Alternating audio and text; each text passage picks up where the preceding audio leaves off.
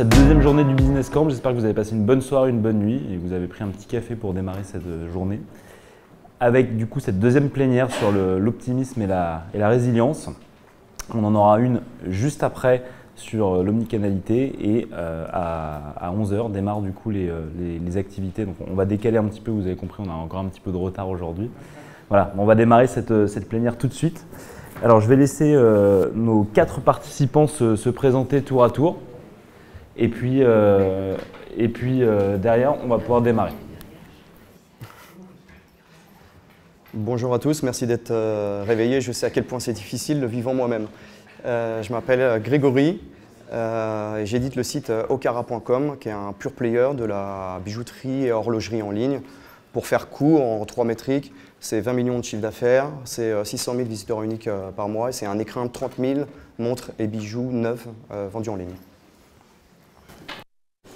Bonjour, Caroline. Donc, moi, je suis responsable du digital et de la communication chez Indies, qui est un groupe de prêt-à-porter féminin haut de gamme, avec la particularité d'avoir un atelier de création au siège. Donc, on conçoit vraiment nos collections de A à Z et on s'appuie sur un réseau de distribution qui englobe 3 canaux, que sont le wholesale, donc avec un réseau de boutiques multimarques installées un petit peu partout en France et à l'international. Le retail physique avec 15 boutiques en propre, 25 boutiques affiliées et le digital. Aujourd'hui, le digital pèse pour 30% dans le chiffre d'affaires du groupe qui est à 15 millions d'euros. Merci. Bonjour à tous et merci Hugo pour ton invitation et ton accueil. Blue Horse Group est la société animatrice de plusieurs sites de e-commerce. Tous à destination du monde du cheval. On est 100% digital. En quelques métriques, on fait à peu près 10 millions de chiffre d'affaires. On a des sites thématiques, un sur la santé du cheval, l'autre plutôt sur l'équipement du cavalier, et puis une stratégie aussi de marque propre. On a 10 000 références par mois, on expédie à peu près 10 000 colis par mois, et chiffre d'affaires donc de à peu près 10 millions, on a passé la barre des 10 millions d'euros l'an passé. Merci Mathias. Didier Lemaire, donc moi je suis le fondateur de FBH Group qui réunit en fait 4 enseignes de l'univers équestre avec donc 3 PrestaShop, avec un premier site qui s'appelle lepâturon.com qui est sur la santé équine, un autre qui est sur l'équipement du cavalier et l'autre sur la personnalisation. Et donc on a ces 3 canaux plus un magasin à Toulouse qui fait 1800 m². Qui est, on va dire, la plus grande sellerie de France, qui est une enseigne qui existe depuis 30 ans et derrière laquelle il y a aussi notre entrepôt. Voilà. Et on a un marché qui est vraiment à 99% en France. Voilà. Et donc je ne connaissais pas Mathias ni Cheval Énergie. Non, c'est une blague, on se connaît très très bien, il y a 0 problème. Il est le leader de la santé équine et nous, il creuse un sillon derrière lequel on est. Mais on s'entend parfaitement bien, donc il n'y a pas de problème. Moi, je pense jusque-là. Merci pour vos présentations. Alors, on va commencer sur une petite définition de l'omnicanalité en fonction du prisme de chacun. Caroline, tu veux peut-être commencer à nous donner une petite définition au sens global. C'est pas tant une définition au sens global, mais c'est vrai qu'aujourd'hui, moi, quand je suis arrivée chez Indies il y a 5 ans, j'ai découvert qu'on avait une jolie marque, une marque un petit peu vieillissante, mais en tout cas une jolie marque, un joli socle de produits. Et qu'on avait des canaux qui existaient, qui cohabitaient, qui ne communiquaient absolument pas. Donc on avait des prix qui pouvaient être différents selon les canaux de vente. On avait des messages qui n'étaient pas les mêmes selon les canaux non plus. Donc je me suis dit là, je pense qu'on a une grosse logique omnicanal à mettre en place et repenser notre stratégie vraiment sur tous les prismes marketing autour du client. Je pense que c'est vraiment, voilà, résumé en un mot, c'est le client au centre de notre stratégie. Mathias, côté Cheval Énergie, autour de la logistique, il y a aussi beaucoup de choses qui ont été faites en termes d'omnicanalité. Absolument. Moi, j'ai pris la grande décision en 2022, avec le pire timing possible, de lancer des grands investissements de plateformes logistiques, justement pour internaliser ma chaîne de valeur et capter la valeur aval. Très mauvaise décision d'un point de vue timing, bonne d'un point de vue, je pense, long terme. Donc ton thème optimisme et résilience, Hugo, il me parle très fort. C'est une stratégie qu'on a suivie parce que je pense qu'à long terme, c'est dans l'ordre des choses et c'est nécessaire pour un e-commerçant, un pure play qui est purement digital, de maîtriser sa logistique. Néanmoins, moi, ça a été effectivement un timing qui était assez pourri, il faut le dire, puisque 2022, par excès d'optimisme, je me suis lancé dans un plan d'investissement qui a été très lourd dans un marché qui a été évidemment pas au rendez-vous. Je crois qu'on l'a tous vécu.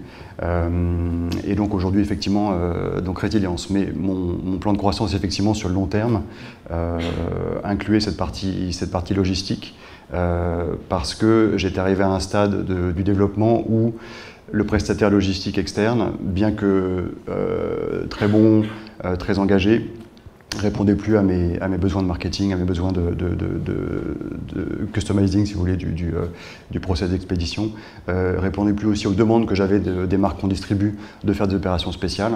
Et donc ça a été pour moi une décision importante, lourde de conséquences en termes de structure de coût, lourde de conséquences aujourd'hui dans le marché actuel, mais une décision, je pense, qui était stratégiquement importante.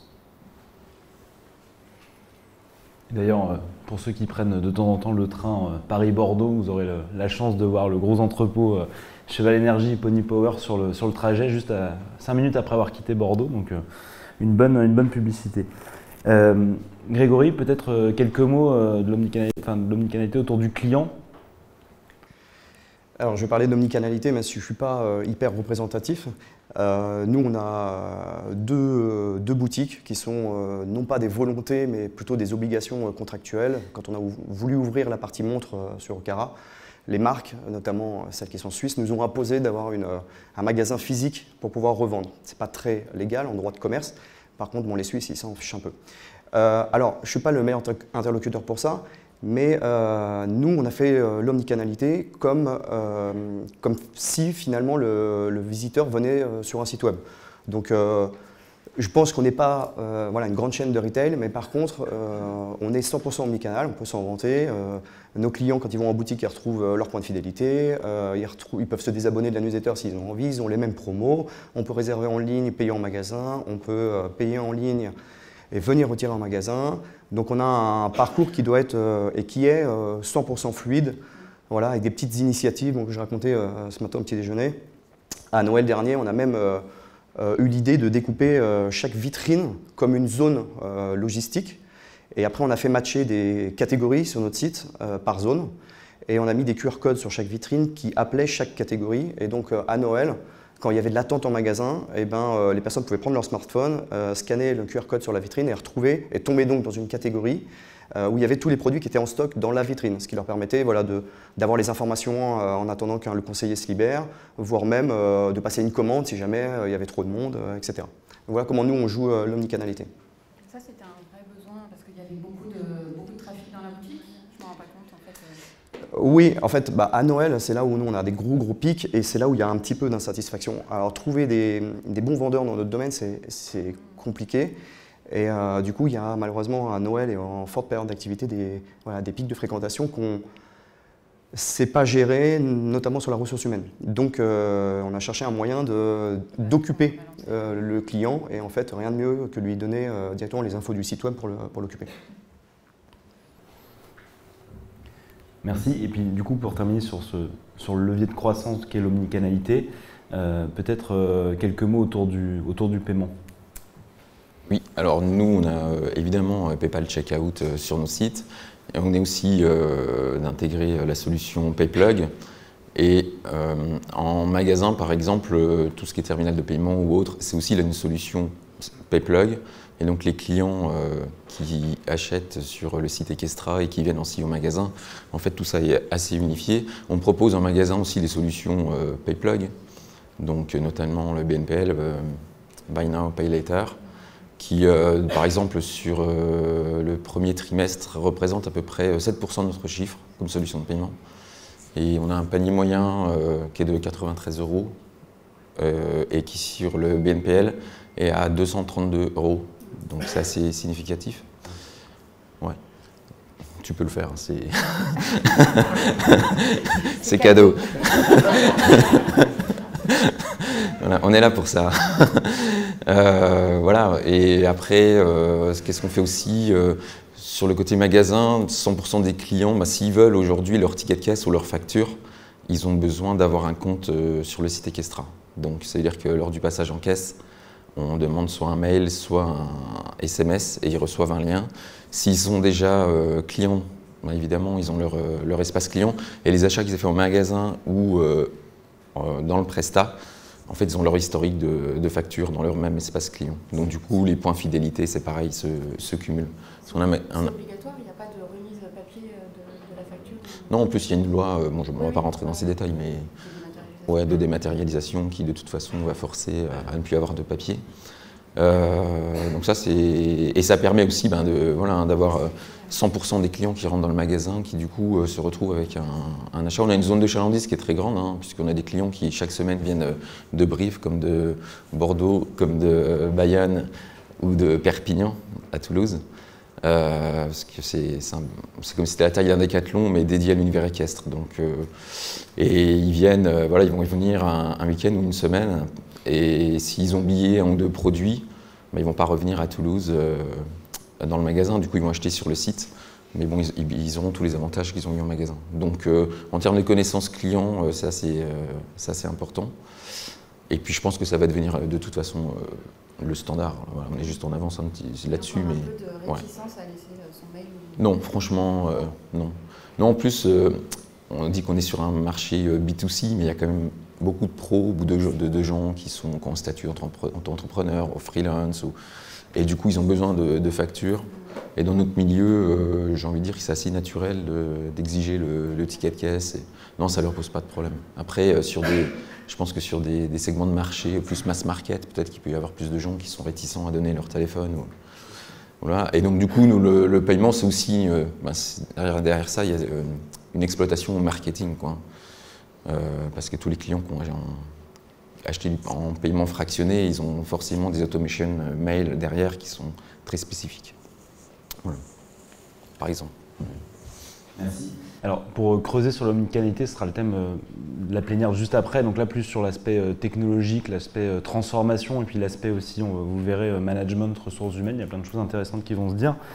Mais pour continuer sur les leviers de croissance, Grégory, peut-être que tu peux nous donner quelques mots sur l'acquisition. Oui, bien sûr. je pensais que tu m'avais oublié. Mais non, forcément, comme vous tous, 2023 est une année sur laquelle on compte beaucoup. 2022 a été très compliqué pour nous. Je ne rentre pas dans le détail, mais on peut confronter deux points de vue. Point de vue professionnel, le cours de l'or a explosé. Ça se passe à chaque fois qu'il y a des guerres voilà, à travers le monde. Et même dans l'horlogerie, les matières premières ont augmenté. Donc un coût d'achat qui était très élevé. Et des CPC qui, j'imagine, se sont un peu enflammés en 2022 pour tout le monde. Et puis, à l'opposé, encore une fois, en temps de crise, on a un panier moyen qui baisse, un taux de transfert qui baisse. Donc, c'est une année qui était compliquée pour Okara. Donc, 2023, voilà, résilience, le mot est bien choisi. On va avoir un couteau entre les dents et en fait, on va se mettre enfin, on est déjà en mode guerrier et on va refaire ce que Okara sait faire de mieux, c'est voilà, de l'acquisition ultra héroïste, avec quand même des petites nouveautés qui vont venir perturber tout ça. On a tous vécu les RGPD d'abord sur les mails, puis la mise en place des CMP, puis la passation sur GA4, puis GA4 qui devient illégal. Bon, on a tous mangé, on pensait que c'était fini, mais non, ce n'est pas encore terminé. Pour ceux qui dépendent un peu comme moi du levier référencement naturel, il y a quelqu'un qui l'a cité hier pendant la conférence sur l'IA, mais voilà, Google va changer un peu, même beaucoup l'apparence de son moteur de recherche. Ce n'était pas arrivé depuis sa création, puisqu'il a toujours le même look and feel. Là, on va passer sur quelque chose de très très différent, où les résultats naturels vont beaucoup réduire, où la place pour le CPC va beaucoup augmenter. Et pour quelqu'un qui dépend voilà, à 85% comme moi de ce levier, ça veut dire que je vais payer plus cher mes AdWords et finalement faire moins de référencement naturel. Ce qui est un comble pour une boîte qui, comme moi, fait depuis 13 ans la même chose. On va devoir se réinventer, aller faire ce qu'on ne sait pas du tout faire chez Okara, qui est une de nos faiblesses, c'est d'aller faire du branding. On est très bon quand on nous cherche. Je pense même qu'on est les meilleurs sans se vanter. Mais par contre, s'imposer aux gens, ce n'est pas quelque chose qu'on a su faire. Donc on ne travaille pas tellement les réseaux sociaux, on ne travaille pas tellement le branding. Et cette mi-2023 et surtout le début 2024, ça va être pour nous l'obligation d'aller voilà, travailler notre notoriété en dehors de ce qu'on sait faire habituellement, qui est les leviers liés à Google. Merci beaucoup. Évidemment, comme tout chef d'entreprise, quand il y a une période un petit peu de tension économique, on va toujours regarder la structure de coûts pour voir ce qui peut être réduit ou en tout cas, on va dire, amélioré. Et je pense que c'est d'autant plus important qu'on a fait des investissements massifs. Peut-être tu peux nous partager ton expérience sur le sujet, Mathias? Oui, avec une note d'optimisme sur le moyen terme.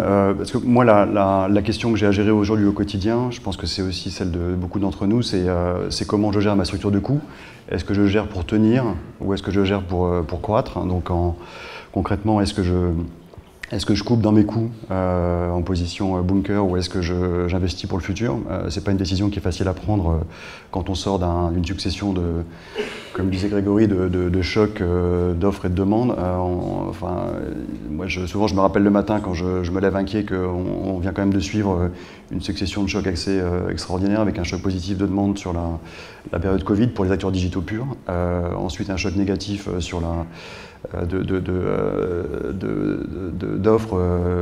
Vous vous souvenez sûrement fin 2022 quand tous les prix ont commencé à croître parce que post-Covid, rupture de stock à travers le monde et en Chine en particulier, puis ensuite à nouveau choc négatif de demande avec l'inflation. Donc aujourd'hui, je voyais ce matin dans la newsletter TTSO d'hier que la moitié des Français ont réduit leurs dépenses alimentaires, que 31% des Français ont moins de 100 € par mois sur leur compte en banque à partir du 10 du mois actuellement. Donc c'est quand même un environnement qui est quand même assez extraordinaire. Donc moi, même la question que j'ai à gérer au quotidien, c'est est-ce que j'investis en me disant que 2024 ira beaucoup mieux ou est-ce que je coupe dans mes coûts? Donc qu'est-ce que je fais? Pour l'instant, j'improvise un peu en essayant de ménager mon optionnalité. Je me suis remis à travailler mon SEO, que j'avais négligé pendant toute la période Bonanza, Covid, parce qu'il y avait la vague et je la surfais, donc voilà. Donc j'ai remis le SEO en prio, aussi parce qu'effectivement les CPC ont monté. J'ai découvert, je suis sûrement peut-être le dernier dans la salle, mais j'ai découvert l'impact de ChatGPT dans mon business au quotidien et je l'ai installé sur la console de la personne dans mon équipe qui s'occupe du SEO. Deuxièmement, je simplifie. J'ai eu tendance pendant toutes ces années de super croissance à accumuler les features sur mon site, à empiler les structures de coûts. Et donc, je vois pas trop de ficelle orange dans la salle, mais pour nos amis prestataires, mais moi je pense simplifier, réduire. À l'occasion de ma migration vers la V8, je pense que je vais réduire mon nombre d'applications tierces pour un site qui sera plus simple, avec moins de solutions, mais en conservant les plus essentielles.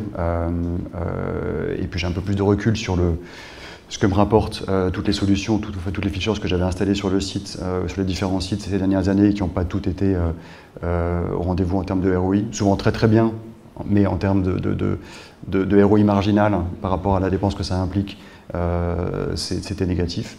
Et puis concrètement, je gère mes plans d'investissement un petit peu à l'économie, en les maintenant.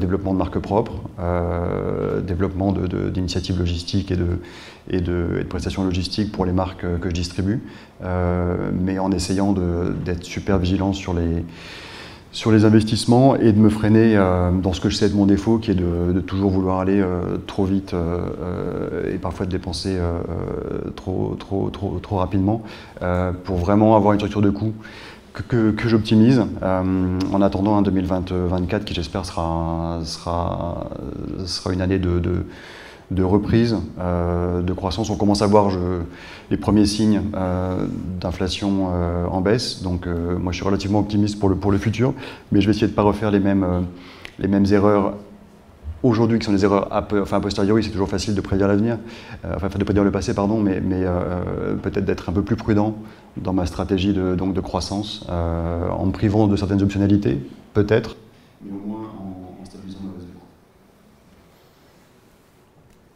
Merci. Alors effectivement, dans une période où c'est compliqué, on a tous aussi tendance à faire un petit peu un arrêt sur image pour regarder ce qu'on a à date. Donc tu nous as dit que tu as repris le SEO. Et puis je rebondis sur ce que tu as dit en disant que finalement tu allais prendre un site avec des fonctionnalités, peut-être revenir un peu plus aux basiques, mais peut-être faire un petit peu mieux ces basiques-là. Caroline, peut-être que du coup tu peux aussi nous dire que le back to basics, ça a été aussi une de tes stratégies en 2022. Alors effectivement, nous, contrairement à Grégory, on a vécu une très belle année 2022 et sur tous nos canaux. Je mesure en fait en discutant avec les uns les autres que ce n'était pas le cas de tout le monde, donc encore mieux. Ce qui nous a permis en fait d'avoir des bons résultats sur l'année, c'est un travail qu'on a mené depuis pas mal de temps. Alors autour de la logique omnicanal, alors c'est vrai que j'arrive un peu à répétition, une demi-heure après, on en parlait tout à l'heure, mais nous, au niveau de l'omnicanalité, on a mis en place plusieurs briques pour réconcilier tous les canaux.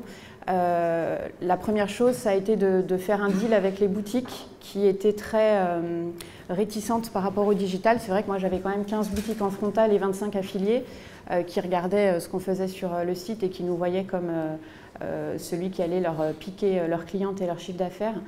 Donc je leur ai proposé dans un premier temps de la e-réservation. Donc je leur ai dit, voilà, moi j'ai des clientes qui connaissent la marque, qui arrivent sur le site, je vous les envoie en boutique. Elles ont repéré des articles, à vous de faire le job derrière, de transformer. Mais déjà, voilà, elles se sont un petit peu adoucies avec cette brique-là, ce qui m'a permis ensuite d'amorcer le stock unifié, le ship from store. Donc aujourd'hui, j'ai un stock unifié sur nos 15 boutiques, plus le stock entrepôt qui tourne sur le site. Donc j'ai l'offre la plus complète possible du réseau.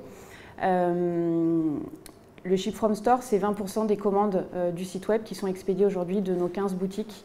Ça n'a pas été simple de le mettre en place puisque ça leur demandait du boulot supplémentaire qui ne leur rapportait pas de chiffres et qui ne tombait pas dans leur objectif. Donc évidemment, il faut mettre en place certaines stratégies pour les associer au projet. Mais c'est vrai que 20% des commandes, c'est du chiffre d'affaires additionnel assez simple à récupérer. Donc pour les marchands qui ont des réseaux, si vous n'avez pas encore passé le cap, je vous invite à le faire parce que c'est un gros levier. Le troisième axe qu'on a travaillé, qui a été mis en place sur 2022, c'est le programme de fidélité. Donc historiquement, sur le site web, on avait le programme de fidélité que tout le monde doit avoir, je pense. Donc 1 € d'achat, 1 point, et 1 point, un bon d'achat. Et les clientes, en fait, ne comprenaient pas, et ce qui est tout à fait normal, que sur leurs achats web, elles cumulaient des points, et sur leurs achats boutiques, pas du tout. Donc là aussi, on a réconcilié le fonctionnement. Et depuis début 2022, le programme est multicanal. Et aujourd'hui, l'animation fidélité pèse pour 25% dans le chiffre d'affaires du réseau et du web. Donc ce n'est pas anodin, ça a permis aussi pour les boutiques d'aller chercher de la croissance. Au-delà de ça, de l'omnicanalité, on a vraiment retravaillé tout le socle produit, promo. Donc sur le marché du prêt-à-porter, on fonctionnait historiquement avec 2 collections par an. Donc quand vous envoyez une collection, pendant 1 mois ou 2, vous avez l'effet nouveauté, donc les clientes sont au rendez-vous, ça fonctionne. Et puis après, vous avez 4 mois où vous n'avez pas grand-chose à dire, si ce n'est de la promo. Donc évidemment, quand on appuie sur le bouton promo, ça marche tout de suite. Mais on était rentré dans un cercle vicieux où la cliente avait une défiance par rapport au prix et finissait par attendre la fin de saison pour acheter. Donc pour contrer ça, en fait, ce qu'on a fait, c'est qu'on a vraiment retravaillé nos cadencements de collection. Donc aujourd'hui, on n'a pas touché au fonctionnement pour l'équipe, l'atelier, les stylistes. On a bien une collection qu'on segmente en 3 temps forts commerciaux, ce qui fait qu'on a des cycles de vie qui sont de 2 mois. On envoie de la nouveauté, les clientes sont au rendez-vous. Et comme on a un programme de fidélité qui tourne, leurs achats sont de suite récompensés et elles reviennent 2 mois plus tard sur la collection d'après. Donc ça, c'est quelque chose qu'on a vu vraiment de très positif. J'ai regardé un peu les métriques sur le début d'année. Et au niveau du repeat, j'avais sur la période janvier-mai 2022, j'avais 33% des clientes de la période qui avaient fait 2 achats ou plus sur ces 5 points. Là, on est passé à 8%. Donc, c'est pas grand-chose, mais 5 points de plus, ça montre quand même qu'on a réussi à transformer et qu'on arrive à lisser l'activité sur toute la période. L'autre point qu'on a retravaillé, qui me paraît important dans les modèles, c'est la communication. On avait une marque qui était un petit peu vieillissante, donc appuyer sur les boutons acquisition et pub. Je voulais le faire quand on était prêt parce qu'il fallait que ce soit cohérent avec la qualité des produits. Donc on a vraiment retravaillé et professionnalisé la communication. Donc, je ne sais pas si certains ont eu le cas, mais historiquement, on avait un photographe qui était l'ami des patrons, on avait des mannequins qui étaient les petites étudiantes. Donc on avait des photos qui étaient d'une qualité moyenne pour des collections qui étaient plutôt haut de gamme. On a le prix qu'on paye. Nous, on a choisi de faire un investissement sur ce levier-là. Donc on travaille aujourd'hui avec une agence photo e-shop qui ne fait que du e-shop et qui le fait très bien. On travaille avec des professionnels pour les photos campagnes. Et c'est vrai qu'on a élevé le niveau de la marque et de l'image, de la qualité perçue, et c'est plus crédible pour nous et plus facile de justifier ensuite le prix des produits qui peut être un frein aussi dans le modèle. Et le dernier axe qui est l'axe qu'on travaille aujourd'hui, alors c'est vrai que cette année on sent que ça se tend quand même sur le réseau, sur le digital 2023 est pas facile. Sur le web on a choisi de travailler plutôt l'expérience client, la conversion. Donc moi les sujets du moment c'est le taux de retour qui a pas mal augmenté. Alors c'est vrai que c'est aussi lié à l'acquisition, mais c'est lié au contexte où les gens sont quand même de plus en plus exigeants. Donc on a un taux de retour qui a monté. Donc on a mis en place un petit outil qui s'appelle Fittle, qui permet en fait à la cliente de renseigner sur le site son âge, son poids, sa taille, ses mensurations, les marques chez qui elle achète et quelle taille elle achète. Derrière, on a travaillé notre catalogue produit avec nos modélistes et on a catégorisé tous les produits. On est capable aujourd'hui pour chaque modèle du site de conseiller à la cliente la meilleure taille à commander. Donc ça, les premières données qu'on a sont plutôt positives. Alors on sait qu'on a 50% des acheteurs aujourd'hui qui utilisent l'outil, donc on sait qu'on a une marge de progression.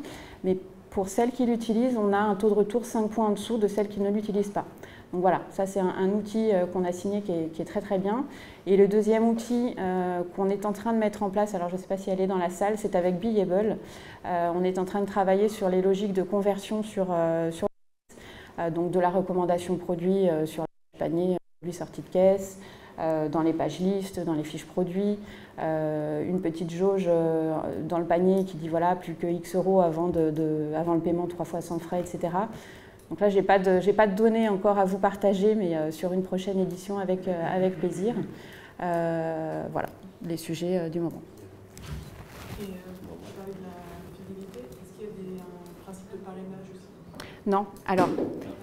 La question était de savoir est-ce qu'il y avait également un principe de parrainage du système de fidélité? Alors là, j'ai le réseau boutique qui de suite m'a dit non, on l'a testé, ça ne marche pas, les clientes ne veulent pas partager la marque chez qui elles achètent. Alors c'est vrai que quand on porte quelque chose qui est un peu original, on ne dit pas toujours aux copines que ça vient de chez telle marque, ça vient d'une boutique. Quand j'étais en vacances, tu peux pas, voilà. On voulait le tester. Pour l'instant, on ne l'a pas mis en place. Ce n'est pas la priorité business, mais je pense que ça reviendra à un moment donné parce que moi, je suis persuadée qu'effectivement, nos clientes, c'est nos meilleures ambassadrices et j'aime pas rester sur une idée de quelque chose qui a été testé il y a 10 ou 15 ans. Voilà, les choses changent. Oui, en général, quand on leur donne des points, là, elles ont bien compris le système de la fidélité, ça va assez vite. Donc oui, les récompenser et profiter de leur conviction sur la marque, oui, ça fait partie aussi des sujets. Ouais. Merci beaucoup, c'était très complet. Grégory, peut-être quelques mots sur l'intelligence artificielle, qu'on en a eu pas mal parlé, et on a eu un atelier complet, mais en termes de levier de croissance, est-ce que tu peux nous en dire un petit peu plus ? Alors forcément, vu qu'on fait du référencement naturel depuis 13 ans, un des leviers qui coûte cher dans le référencement naturel, c'est d'aller créer du contenu sur notre site principalement, puisqu'on a à peu près 30 000 lignes de produits avec un renouvellement qui peut aller de 5 000 à 7 000 par an. Donc forcément, et puis en dehors de notre site web, on a aussi sans rentrer dans la technique, plein de petits sites web qui permettent de faire des liens vers le plus gros site web et de remonter dans les résultats. Et en fait, ces sites web, on veut qu'ils soient quand même qualitatifs, qu'ils aient du trafic, donc les textes sont faits par des rédacteurs externes, etc. Donc ça représente un coût qui est important.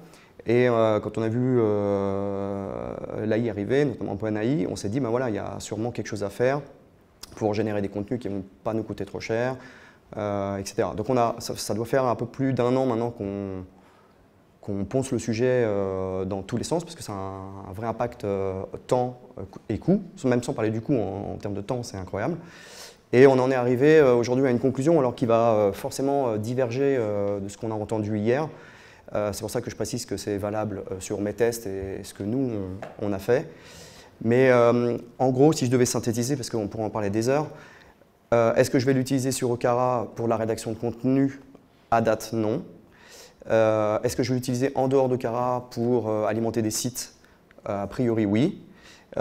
Toujours dans un contexte un peu particulier, c'est-à-dire qu'un texte qui sort de l'AU, on l'a vu un peu hier, en fait, comme c'est de deviner le troisième mot, le quatrième mot, le cinquième mot, le sixième mot. Finalement, les textes qui sortent, si quelqu'un d'autre fait une requête légèrement similaire, générera un texte qui ne sera pas dans le même ordre, mais qui aura les mêmes mots, etc. Un texte basique qu'on picole, j'ai entendu hier quelqu'un dire bon, il était premier, ça, avec des textes comme ça marche, on peut être premier. Tant qu'on n'a pas de concurrent, on peut être premier. En réalité, si on ne rajoute pas une plus-value à un texte, on ne sera jamais bien positionné. Donc nous, on va retravailler systématiquement chaque texte en ajoutant ce qu'on appelle notamment des entités nommées, qui n'est pas capable de sortir ChatGPT ni aucun outil aujourd'hui. Une entité nommée, c'est par exemple d'associer quelqu'un de connu à la marque qui fabrique, par exemple. Mais une de mes concurrentes est une entité nommée, Pauline Legnaud, de la marque Gemio. Voilà, dans la bijouterie, ces deux mots sont des entités nommées. Aujourd'hui, ChatGPT ou autre n'est pas capable de générer ces noms, parce qu'il n'a pas un dictionnaire assez grand. Alors, si on partait sur le 5, ça marcherait. Avec du web browsing, ça peut marcher aussi, mais ça reste très, très limité. Et puis après, il y a aussi des corpus sémantiques que ce n'est pas utilisé les outils d'AI. Et donc voilà, nous on enrichit beaucoup les textes pour leur permettre de ranker. Est-ce que ça fonctionne? Pas toujours. Quand c'est du site secondaire, on s'en fiche. Par contre, alors pourquoi je ne l'utiliserai pas sur Okara? Puisque c'est la question qu'on attend, alors qu'au contraire, j'étais persuadé de pouvoir révolutionner quelque chose chez moi. Moi, ça fait à peu près 21 ans que je suis dans l'acquisition technique. Donc à peu près 21 ans que je m'intéresse au sujet du référencement naturel. Et des vagues meurtrières de Google, il y en a quand même eu au moins 2 très grandes qui sont connues, notamment pour les contenus dupliqués et une autre pour les liens. Et à chaque fois qu'il y a eu ces grosses mises à jour algorithmiques, il y a des business models qui sont morts, complètement. C'est-à-dire que Google, c'est on ou off. Il y a très peu de... Alors aujourd'hui, c'est pas tout à fait vrai, mais il y a très peu de nuances. Ce qu'il faut bien comprendre, c'est qu'en 6 mois, on a quasiment triplé l'index de Google. Google, ça lui coûte un bras et demi, l'AI. Lui, il rigole pas du tout avec. Lui, il le fait de son côté, donc parce qu'il a pris du retard. Mais par contre, indexer, crawler des pages, ça demande des capacités qui sont énormes. Et comme nous tous, il paye de l'électricité, du hosting, etc. Il n'a pas des ressources illimitées, notamment parce qu'en 2022, il a perdu un paquet de pognon. Donc c'est sûr qu'à un moment donné, il va mettre le frein. Lui, ça lui coûte très cher, il va dire bon, moi je vais arrêter de crawler ces merdes, je vais surtout arrêter de les indexer, et quand on n'est ni crawlé ni indexé, bon, c'est du contenu qui ne sert à rien. Donc probablement que dans les mois, années à venir, et je pense notamment avec la prochaine mise à jour de la SERP qu'il va faire, il va revoir ses métriques pour privilégier des contenus qui soient beaucoup plus qualitatifs. Alors pourquoi? Parce qu'aujourd'hui, l'AI, ça tient sur des sites qui ont beaucoup d'autorité. C'est quasi sûr que si j'en fais sur Okara, ça tiendra. Mais par contre, dans l'avenir, c'est pas sûr. Et puis aussi, il laisse de la chance aux petits qui débutent. Parce que si tout le temps les gros, finalement, il est plus pertinent comme moteur. Donc il va devoir rééquilibrer ses métriques. Comment? Ça, aujourd'hui, personne ne sait. On a des pistes, mais on ne peut pas être sûr à 100%. Mais en tout cas, c'est sûr qu'il va y avoir quelque chose de assez dur fait sur les contenus qui sont générés par l'AI ou les contenus de mauvaise qualité au sens global, que ce soit AI ou que ce soit de l'offshore, parce qu'il y a l'offshore qui est encore moins bon que l'AI. Donc nous, pour l'instant, l'AI, pour le contenu, voilà, on l'utilise sur des sites externes où finalement, il n'y a pas de risque business. Et juste pour l'anecdote, moi, pour vous montrer à quel point c'est 0 ou 1 avec Google, quand on a lancé Okara, très vite, je me suis dit, quand je me suis lancé, on était le seul pure player. Les gros retailers n'étaient pas sur le web. Et nos concurrents, c'est donc des bijouteries physiques, bijouteries de centre-ville. Donc on a créé un répertoire bijouterie dans lequel on avait fait les 100 plus grandes villes de France en tapant bijouterie Marseille, bijouterie Lyon, etc. On était top 3 sur chacune des requêtes, avec un tech qui était bien fait pour l'époque. À l'époque, on demandait 300 mots à Google. Enfin, Google avait besoin de 300 mots pour bien comprendre. On lui en donnait déjà à l'époque 500-600, avec un beau visuel de l'accroche, c'était perdez pas de temps à chercher une bijouterie à Marseille, achetez chez Okara. Et en dessous, on lui disait tout ce qu'il pouvait faire à Marseille, à visiter, parce que c'était sympa d'aller visiter plutôt que chercher une bijouterie. Donc ça nous a fait un trafic incroyable et ça nous a aussi surtout fait beaucoup d'appels téléphoniques de gens qui étaient insatisfaits parce que en fait, on mentait plus ou moins. On vendait à Marseille, bien évidemment, mais par contre, on n'avait pas de bijouterie physique à Marseille. Donc beaucoup de déceptifs. Et un jour, j'ai eu un appel sur mon téléphone portable avec quelqu'un qui m'a beaucoup questionné sur cette façon de faire. Et le lendemain matin, j'ai reçu dans la Search Console, pour ceux qui connaissent, une pénalité manuelle et mon répertoire bijouterie a été désindexé du jour au lendemain. Donc à l'époque, ça devait représenter 15% du trafic, donc j'ai perdu 15% du trafic du jour au lendemain. Cette pénalité manuelle, moi, elle est affichée dans mon bureau. Moi, je dépends à 85% de Google. Dans les 85%, je dépends à 65% du référencement naturel. Si je me plante, je vire la moitié de ma boîte. Donc, je ne vais pas me planter. Et donc, l'AI, je vais attendre un petit peu pour le mettre sur mon site principal. Je propose de conclure du coup par un dernier point qui est on revient sur le paiement, on rentre un petit peu plus dans le détail si c'est possible, Didier, sur la partie BNPL, comment ça fonctionne, quels sont aussi peut-être les risques et surtout ce que ça t'a apporté sur le site. Oui, alors ça aurait été intéressant d'entendre encore Grégory parce que c'est vraiment que c'est sûr qu'il y a une augmentation de panier qui est évidente et pour corroborer ce qu'a dit tout à l'heure Mathias sur le nombre de personnes qui ont moins de 100 € sur leur compte au bout du 10e jour du mois, c'est ça? Bon, c'est sûr que le paiement fractionné facilite l'engagement et la conversion. Et surtout, c'est une simplification aussi sur le côté suivi des paiements côté back-office. C'est-à-dire que c'est hyper fluide avec la solution PayPlug qu'on a de suivre toutes ces transactions, alors qu'avant, tout ce qui était, on va dire, paiement 4 fois, un peu traditionnel, je ne sais pas si c'était de marque, mais ça nécessitait il y avait une certaine lourdeur administrative et côté compta, il fallait bien suivre tous ces paiements. Alors que là, il y a une grande fluidité et on a 97% de taux d'acceptation. Voilà, donc c'est pas très restrictif. Et même si on a un panier à 232 €, vous doutez bien qu'il y a beaucoup de paniers aussi à 100 €, à 100, 120, 150 €. Quoi. Donc de toute façon, les gens optent pour cette solution. On ne fait pas particulièrement d'opérations genre 4 fois sans frais ou 3 fois sans frais. Bon, on pourrait le faire, ça serait assez simple avec la solution puisqu'on peut varier dans le back-office PayPlug ce critère. En magasin, je sais que quand une cliente hésite sur une paire de bottes ou un casque, je sais pas, à 400, 500, 600 € et qu'on lui propose ce paiement fractionné, elle demande combien ça va lui coûter, on lui explique combien ça va lui coûter, mais derrière, on a plutôt une approche de geste commercial pour masquer ce coût. Mais après, plus sur le paiement aussi, parce qu'en préparant cette journée, j'ai gratté un petit peu le sujet et j'étais assez étonné de voir qu'il y a un tiers des consommateurs qui mettent un produit au panier, créent leur compte, choisissent un transporteur, arrivent à la page paiement et là, vous en perdez à peu près en moyenne 30%. Voilà. Donc c'est un taux qui est assez élevé et je me suis dit, ça me paraît très élevé, je vais aller voir dans mes sites ce qui se passe. Et donc dans GA4 sur desktop, en tout cas, parce que sur mobile, je n'ai pas réussi à le voir. Vous avez donc une section GA4, donc monétisation, parcours d'achat. Et là, vous voyez le parcours de vos clients et là où ils s'arrêtent.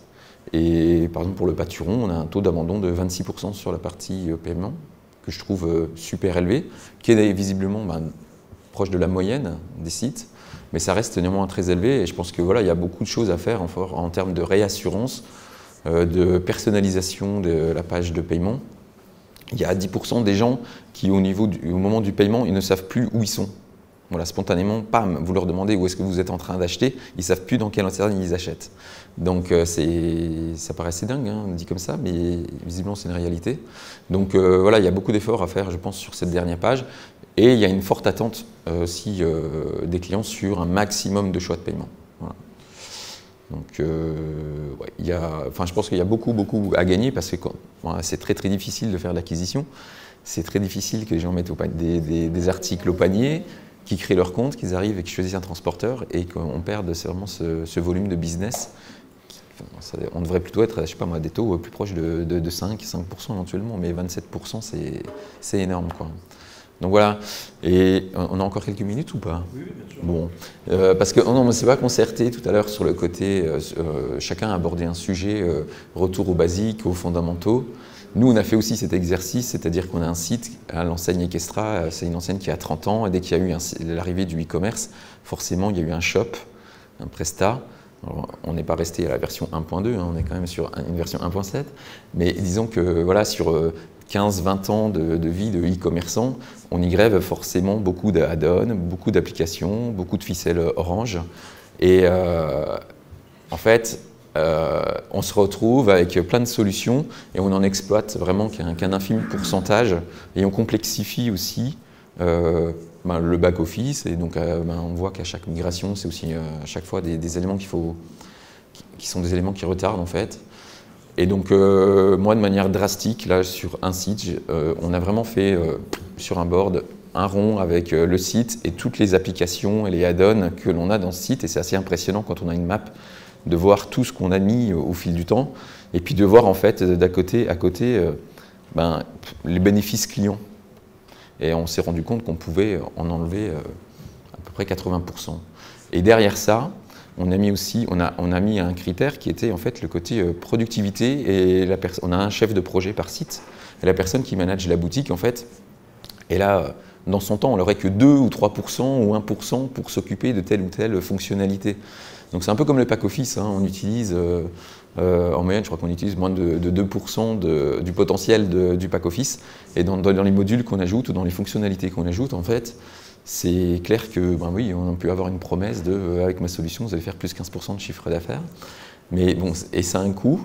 Et en fait, c'est aussi du bruit dans la productivité des effectifs parce que, en fait, ils passent du temps d'une solution à un autre sans aller en profondeur. Et donc, je pense que nous, c'est un exercice qu'on a fait et qui porte ses fruits. C'est vraiment aller dans la simplification. Et quitte après à rebrancher des solutions, mais en y réfléchissant et puis en étant sûr d'avoir les bons profils après pour manager ces solutions et aller dans le détail. Parce qu'un account manager d'une belle boîte, ça ne suffit pas.